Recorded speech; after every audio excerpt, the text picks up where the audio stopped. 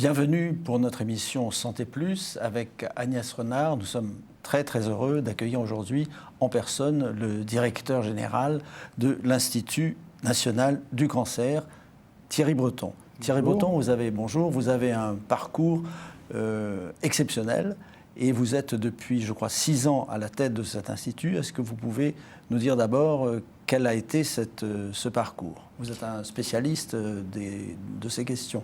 Je suis effectivement un spécialiste des sujets de santé, mais j'ai aussi travaillé sur d'autres sujets comme les politiques du travail, les politiques de l'emploi, de la formation professionnelle. Et j'ai eu la chance, après avoir fait l'École nationale d'administration, d'être reçu à l'Inspection générale des affaires sociales, ce qui m'a donné le goût de ces questions-là, et aussi une formation et une capacité à, analyser les politiques, les mesures, les comprendre, les évaluer, et toujours avec le souci de mettre ce travail-là au service de nos compatriotes. Donc j'ai trouvé dans l'INCa une maison magnifique dont la mission est très claire et la possibilité de rendre service encore plus. Alors je vais maintenant vous livrer aux questions. Alors cette émission va se présenter en 2 parties.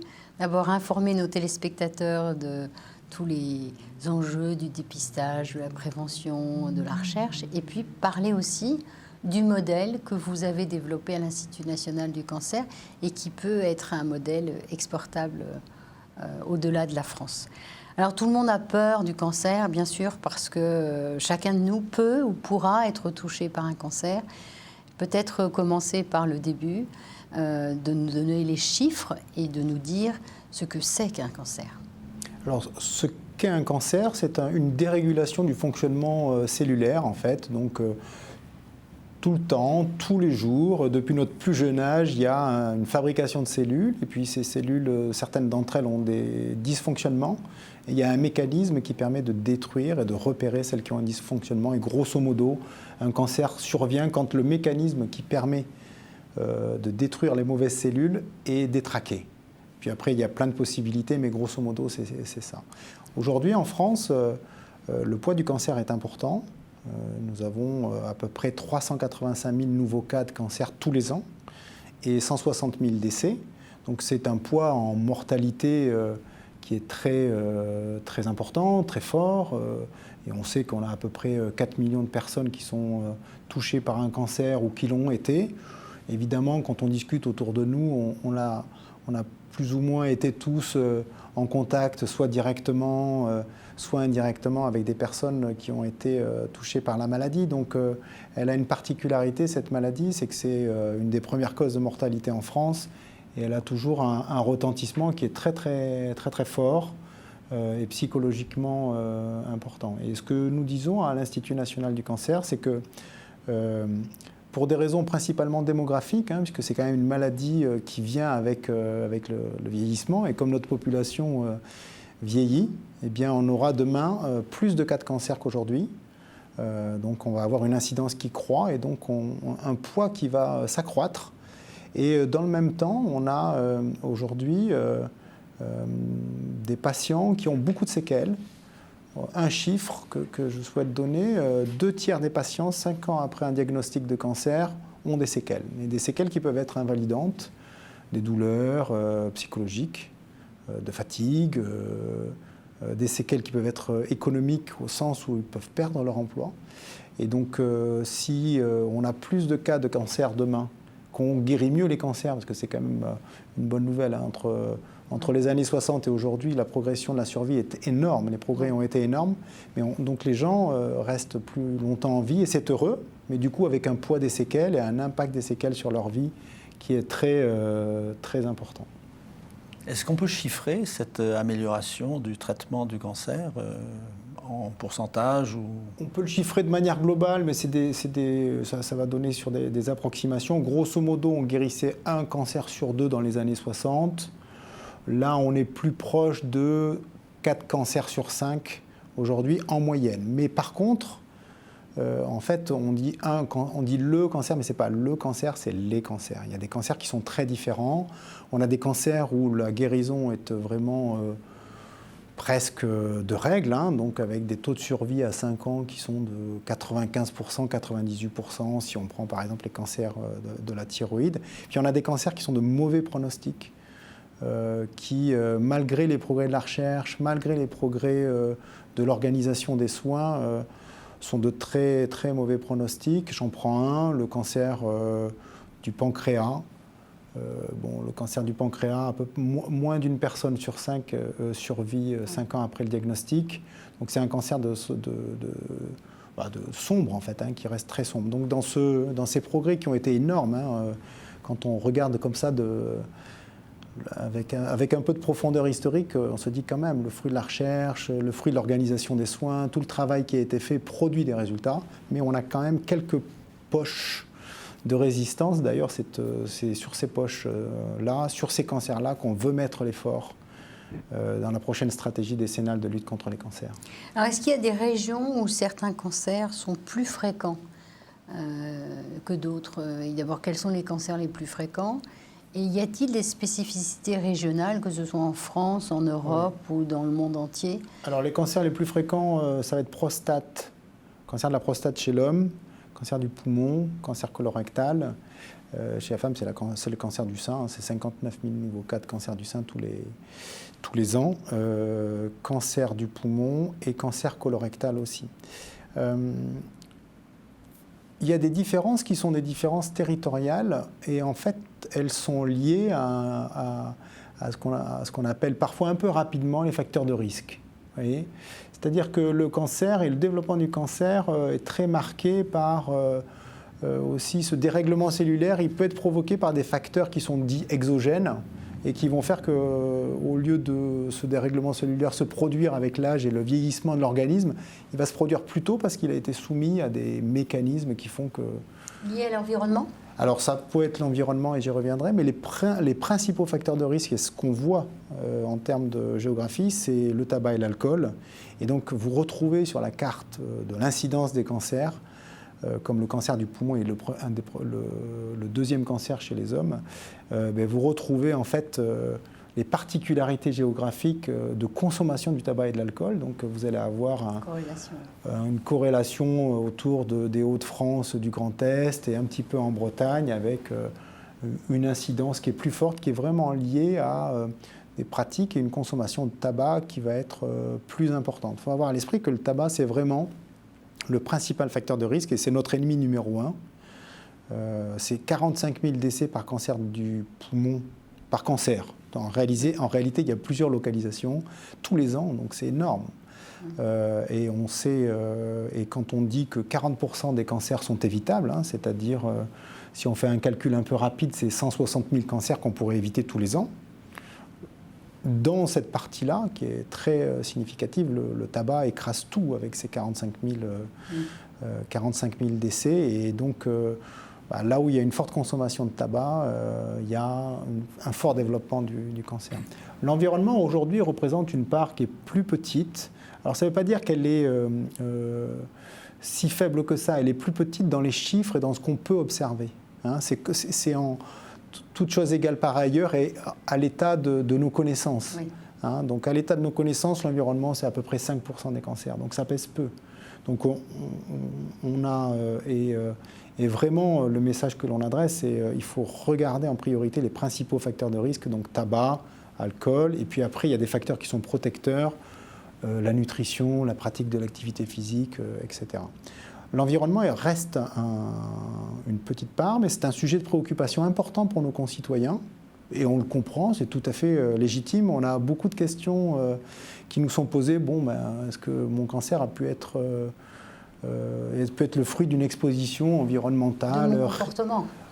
Oui, ou du lieu de vie, vous voyez, exposition aux pesticides, exposition au rayonnement, à toutes sortes de... Effectivement, tout ce qui fait notre vie quotidienne. On a des demandes qui sont très très fortes par notamment les familles qui ont eu des enfants touchés par le cancer. Vraiment des questions... Voilà. Et auxquelles on dit, écoutez, aujourd'hui, on n'a pas la réponse. On cherche la réponse, on cherche à savoir effectivement si ces expositions-là peuvent être provoquer des cancers. C'est notamment ce qu'on appelle l'effet cocktail quand il y a plusieurs expositions qui sont mélangées. Mais si on n'a pas la réponse aujourd'hui, et c'est ce qu'on propose dans la stratégie, c'est pas pour autant qu'on va rester les bras ballants et qu'on ne peut pas prendre des comportements. Et nous, l'INCa, notre rôle, c'est d'essayer de faire connaître ces comportements, des comportements de précaution, de prudence, pour réduire un peu les expositions. On a comme ça dans la stratégie une proposition qui consiste à travailler sur un plan zéro exposition à l'école. C'est zéro exposition à l'école, on ne va pas y arriver tout de suite. Mais c'est pour dire, si on prend l'alimentation des enfants, si on prend la cour de récréation, si on prend les matériaux qu'ils utilisent, si on prend la construction du bâtiment, on a déjà des choses que l'on peut faire pour réduire ces expositions. Et je vais venir sur un cas personnel. Enfin, j'ai 2 amis proches qui sont morts cette année. Ils fumaient l'un et l'autre. Et ce qui me surprend un peu, c'est que ce cancer du poumon, on leur a proposé à chacun un traitement, chimiothérapie, etc. Plusieurs choses renouvelées. Ça a été assez long. Et finalement, ça s'est terminé pour l'un comme pour l'autre de la pire façon. C'est-à-dire qu'ils sont morts tous les 2. Et est-ce que dans certains cas, on ne sait pas déjà d'avance que ça ne servira à rien de multiplier les chimiothérapies, les radiothérapies, les choses comme ça? Et dans ces conditions, est-ce que ça ne serait pas mieux de passer carrément à la médecine palliative rapidement, de façon qu'il n'y ait pas toutes les souffrances, les difficultés qui sont entraînées par ces traitements très durs? On ne sait pas à l'avance. Hein, c'est-à-dire qu'on ne peut pas savoir tout de suite, même si le cancer est de mauvais pronostic, il y en a quand même qui sont guéris. Hein. Quand je disais 1 sur 5 guéri, ça veut dire qu'on arrive quand même à guérir 1 personne sur 5. Donc c'est très peu, c'est pas suffisant, mais on arrive à en guérir 1. Donc pour la guérir, il faut l'avoir traitée. Et ensuite, on est dans un moment où il y a beaucoup d'innovations. Avec de nouveaux médicaments qui arrivent. Donc très régulièrement, il y a de nouveaux espoirs qui naissent.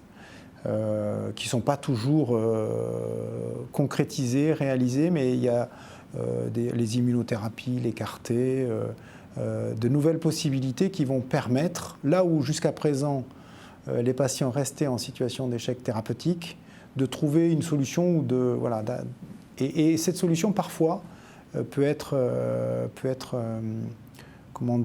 efficace. Alors vous voyez, donc vous parlez d'un exemple, j'ai moi-même un exemple. Donc le père d'un ami touché par le cancer du poumon, donc diagnostic sombre, monsieur qui a 75 ans, qui a bénéficié d'une immunothérapie toute récente, en fait, même par un traitement par CAR-T, en fait, et qui a été guéri. Enfin, il n'est pas guéri en rémission complète parce qu'il faut un peu, mais en tout cas, la tumeur a complètement disparu. Donc ces traitements qui sont porteurs d'espoir, ils sont vraiment porteurs d'espoir, mais ils ne marchent pas tout le temps. Et donc, quand ça n'est pas le cas, du coup, effectivement, on doit trouver, et c'est la difficulté, je pense, pour l'équipe médicale, mais aussi pour le patient, un équilibre entre, pour ne pas aller vers l'acharnement thérapeutique et prendre en compte aussi ce que peut être le souhait du patient et de sa famille pour, vous l'avez dit, aussi avoir la qualité de vie la moins dégradée possible, parce que ces traitements-là sont compliqués, il y a beaucoup d'organisations, il y a des effets secondaires, et parfois il y a des moments où, dans des situations dites proches de la fin de vie, où effectivement les soins palliatifs sont adaptés. Ce sont toujours des choix qui sont difficiles, évidemment. On sait que ce sont des débats qui animent notre pays, qui animent des cas individuels, mais en tout cas, on essaie de prendre ça en compte aussi. Et notre comité de déontologie et d'éthique a émis une recommandation pour aider les médecins justement à se poser les bonnes questions dans ce genre de situation. Et c'est vraiment un questionnement éthique, c'est-à-dire c'est une façon de se poser les questions, chacun, le patient bien évidemment, mais le médecin et l'équipe médicale ayant la responsabilité d'y apporter les réponses. Une partie de l'espoir que nous avons pour traiter les cancers, c'est le diagnostic précoce. Et dans votre stratégie décennale, mais même dans les plans antérieurs, vous en avez fait un défi. Est-ce que vous pouvez nous dire un mot sur quand on fait un diagnostic précoce, quand on participe au dépistage, ça permet probablement d'être mieux traité. Est-ce que vous pouvez nous dire quelques mots ?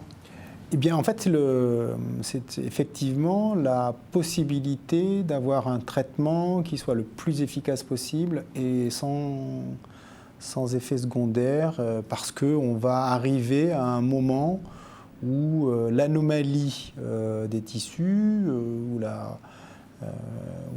comment dirais-je, le début de tumeur va être opérable, par exemple.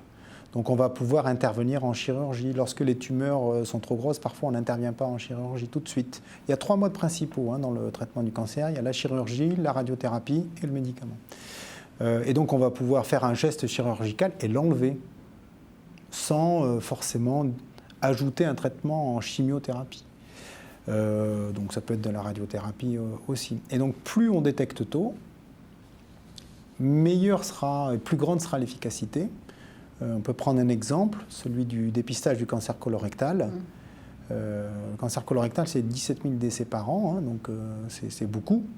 Si on le détecte tôt, eh bien en fait, il est guéri 9 fois sur 10. 9 fois sur 10, on est capable de guérir les personnes, donc c'est considérable. Et ces gestes-là, qui sont des gestes pourtant simples, n'ont pas encore trouvé l'adhésion de nos concitoyens, puisqu'on a un taux de participation de 30% à ce programme de dépistage, alors qu'on voudrait 60-70%. Et donc, c'est des gestes qui sont très simples, qui sont très efficaces, mais qui ne sont pas encore rentrés dans notre culture et qu'on ne fait pas volontiers. Et c'est dommage. Il est aussi vrai que parfois, l'accès aux tests, notamment sur le dépistage du cancer colorectal, n'est pas toujours simple. Là, jusqu'à présent, il faut aller chez son médecin. Bon, quand on n'est pas malade, on ne va pas chez son médecin pour prendre un kit. On va essayer de simplifier tout ça, mais il faut vraiment, on appelle à une prise de conscience pour que chacun se dise, voilà, c'est quelque chose en fait qui peut me sauver la vie. C'est une fois tous les 2 ans, c'est un geste qui est ce qu'il est, mais qui est très efficace. Est-ce que la lutte contre le cancer varie beaucoup selon les pays ? D'abord en Europe, mais aussi dans le monde entier. Est-ce que vous sentez de grandes différences d'un endroit de la planète à l'autre ? Oui, il y a de grandes différences dans l'organisation des soins, des parcours, et il y a de grandes différences dans la recherche. On a en fait et on a la chance en France d'avoir un système de soins qui est très organisé, très efficace. Qu'on va retrouver en Allemagne ou qu'on va retrouver aussi en Belgique, aux Pays-Bas, qui est un système de soins qui est moins précis, moins mûr, moins efficace dans une partie de l'Europe du Sud, par exemple si je prends la Grèce. Et donc ça, c'est une chance parce que on a depuis maintenant plusieurs décennies un système qui est là pour assurer qualité et sécurité des prises en charge. Donc il y a un régime qui fait que pour prendre en charge des patients touchés par le cancer, il faut respecter un certain nombre de critères très stricts. Si vous ne respectez pas ces critères, vous ne pouvez pas prendre en charge des patients. Et donc c'est une façon d'assurer qualité, sécurité des prises en charge, et c'est aussi ça qui nous permet d'avoir d'année en année des progressions dans la survie. Donc les systèmes de soins ne sont pas les mêmes, les systèmes de recherche ne sont pas les mêmes non plus, à la fois parce que les moyens qui sont consacrés à la recherche ne sont pas tout à fait comparables, et parce que le niveau d'excellence est très différent d'un pays à l'autre. On a la chance en France de faire partie, enfin en tout cas les chercheurs, de faire partie des meilleurs chercheurs mondiaux dans la plupart des cancers, avec les collègues américains, anglais, allemands, japonais parfois. Donc on a dans notre pays su structurer, et c'est aussi grâce au travail de l'Institut national du cancer, bien sûr des chercheurs, mais nous on a soutenu et financé ça, une communauté de recherche qui est très très reconnue au niveau international. Et tout ceci, au final, c'est très bien parce que ça finira par profiter à tous les patients, dont les patients français. Alors c'est maintenant que se décide la stratégie de lutte contre les cancers des 10 prochaines années. C'est probablement un modèle d'excellence, ce que vous avez mis en place à l'Institut national du cancer. Est-ce que vous pouvez nous dire quelques mots sur cet institut Qu'est-ce que c'est? À quoi ça sert? Et en quoi c'est un modèle duplicable pour les autres pays? Alors c'est un institut qui est récent, qui a été créé par le président Jacques Chirac. Donc il a été créé en 2004-2005 avec le premier plan cancer. Et donc l'idée qui préside à sa création est assez simple. C'est qu'il n'y a pas un cancer mais des cancers. Il n'y a pas que le traitement du cancer, il y a l'impact du cancer. C'est ce que je disais tout à l'heure, conséquences économiques, sociales, séquelles. Il ne suffit pas de guérir, bien sûr, c'est la première chose que les médecins cherchent, c'est la première chose que tout le monde espère. Il faut aussi accompagner parce que le poids de la maladie est très très fort et a d'autres conséquences. Et puis il n'y a pas que le traitement du cancer, il y a aussi la prévention des cancers. Alors jusqu'ici, en fait, l'organisation de notre pays faisait que toutes ces questions étaient traitées par petits bouts au ministère de la Santé, au ministère de la Recherche, au ministère du Travail. Et pour remédier, non pas à une inefficacité, mais donner plus d'efficacité à tout ce qui a été fait, a été décidé de rassembler toutes ces missions au sein de cette agence qui a donc la responsabilité de concevoir et de proposer une politique et des actions qui soient sur l'ensemble de ces dimensions. Et elle le fait avec d'autant plus volontiers que le deuxième point quand même qui préside à la création, c'est que en réalité, quand on regarde le patient, il faut aussi qu'on regarde la personne. Et c'était un des points un peu marquants de la fin des années 90, début 2000, qui a présidé à la création de l'Institut national du cancer, c'est qu'il n'y a pas que des gens à qui on administre des chimiothérapies qui sont en face, il y a aussi des personnes, il faut savoir leur parler, savoir les écouter, savoir prendre en compte aussi leurs difficultés économiques, leurs difficultés sociales, et puis essayer de faire lien petit à petit autour d'elles, médecins généralistes, entreprises, pour les accompagner dans ce moment difficile. C'est à ça que sert l'Institut national du cancer, et depuis que je le dirige depuis 2014, voilà, on a vraiment, et c'est un souhait qui est très très marqué, j'y suis très attaché, la volonté d'apporter de plus en plus de services à nos concitoyens, c'est-à-dire un service qui soit concret, qui va les aider dans leur vie quotidienne. Quel est votre budget? Il est d'environ 100 millions d'euros, ce qui est loin d'être négligeable, qui est un beau budget. Nous sommes à peu près 150. Ce n'est pas une grosse équipe, mais ce sont des gens très motivés, très, très qualifiés. Et donc c'est un modèle qui effectivement est très intéressant, qui existe par bribes à l'étranger. Ouais. On a un grand frère qui est beaucoup plus puissant que nous, qui est le National Cancer Institute aux États-Unis, mais qui est plutôt centré recherche. On a des modèles japonais, chinois, qui sont à la fois des centres de recherche, des centres de soins, c'est-à-dire qu'ils accueillent des patients. On a quelques équivalents stricts, notamment au Brésil. Donc il est assez original et il a permis à la France, pas tout seul bien sûr, mais il a permis à la France d'avoir des outils qui sont très structurés, et notamment les plans cancer, et d'avoir une détermination et une équipe qui n'est consacrée qu'à ça, et dont c'est la mission quand elle se lève le matin pour toute la semaine et tous les mois de l'année. Et donc c'est la garantie aussi d'avoir des résultats dans la durée. Alors cette année, vous avez une originalité puisque vous invitez les citoyens à prendre la parole dans une initiative citoyenne. Est-ce que vous pouvez nous décrire cette initiative en quelques mots ? Oui, on a décidé que, alors que ça ne s'est pas fait du tout pour l'instant pour les 3 précédents plans cancer, ça se fait assez peu d'ailleurs sur les plans de santé publique, que nous voulions donner la parole au plus grand nombre, à tout le monde, et à hauteur d'hommes et à hauteur de femmes, c'est-à-dire pas une parole experte, on ne cherche pas une parole experte. S'il y a une parole experte, évidemment, on la prend. Ce qui nous intéresse, c'est d'être en discussion avec nos compatriotes et qu'ils nous disent ce qu'ils pensent de ce qu'on a imaginé. On a beaucoup travaillé avec l'ensemble des gens qui sont autour de nous, la Ligue nationale contre le cancer, la Fondation ARC, les grands organismes de recherche, l'assurance maladie, les fédérations hospitalières. Donc on a imaginé 220 mesures sur trois priorités. Donc ça, c'est bien. Donc c'est le fruit de notre travail collectif, on en est content. Mais on voudrait bien que nos concitoyens nous disent ce qu'ils en pensent. Et pourquoi on y tient? Mais on y tient parce qu'on trouve ça normal, à vrai dire, que sur une stratégie qui est décennale, on soit dans un moment où on tienne compte de la vie de tout le monde. Et encore une fois, à hauteur d'homme, il n'y a pas besoin d'être spécialiste. Il y a des sujets qui sont très pointus, mais la plupart des sujets ne sont pas des sujets de spécialistes, ce sont des sujets de société.